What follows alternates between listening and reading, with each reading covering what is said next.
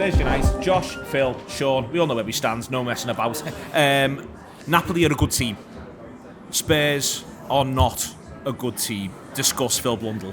I wholeheartedly agree, and they're certainly not a good team. They're certainly not a good team when Son Heung-min's having his face played with by a surgeon, and when Christian Romero's It's a horrible injury. It sounds horrible, doesn't it? It was a horrible injury. It didn't look great. No. And someone said to me he's gone off with concussion. I was like, well, you deal on that. But it's a bit weird though, these facial injuries, because sometimes they just appear in masks 3 days after they've had an operation. And I'm sort of wondering if that might happen, because I feel like you see loads of players playing in masks just after they've been released from hospital. So I sort of feel like man who wants to be hit in the face consistently as well. Like it seems to be like he's either playing on Sunday or he's not playing for 2 months, and I've got no sort of gauge of what's going on with him.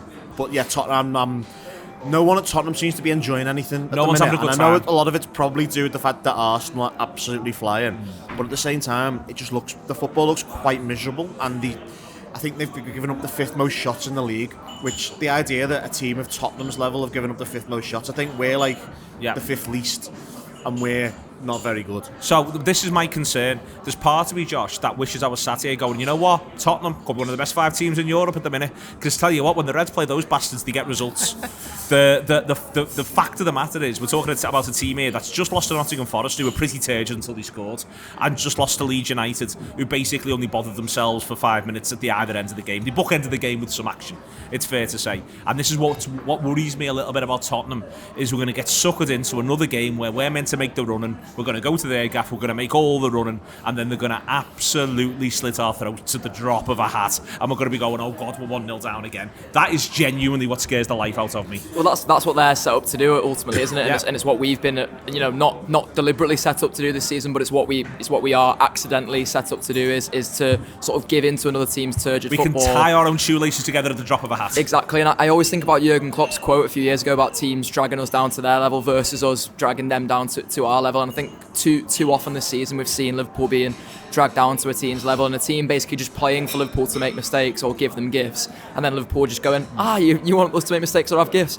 I just feel like these world-class mistakes or gifts that we can give to you, and that is the concern for the weekend again, is you don't feel like Liverpool have quite got that out of the system. Maybe that you could argue there are some sort of green shoots of recovery in the Man City win, in the Napoli win, but then like you say, they're two of the world's best teams at the moment, and Spurs aren't that. Spurs are committed to turgid on a world-class level. It's really funny, to be honest, like seeing Spurs fans being like, this fella who has a really negative defensive style is playing negative and defensive. What's that all about? Like, while the fella just up the road is playing a lovely style of football, and they're absolutely flying. Like Phil said, it feels like the Arsenal thing makes the Tottenham thing feel worse, but by God, the Tottenham thing looks bad at the moment. Doesn't look like a barrel of laughs. It doesn't look good, but Liverpool, let's be clear about us, Shaun.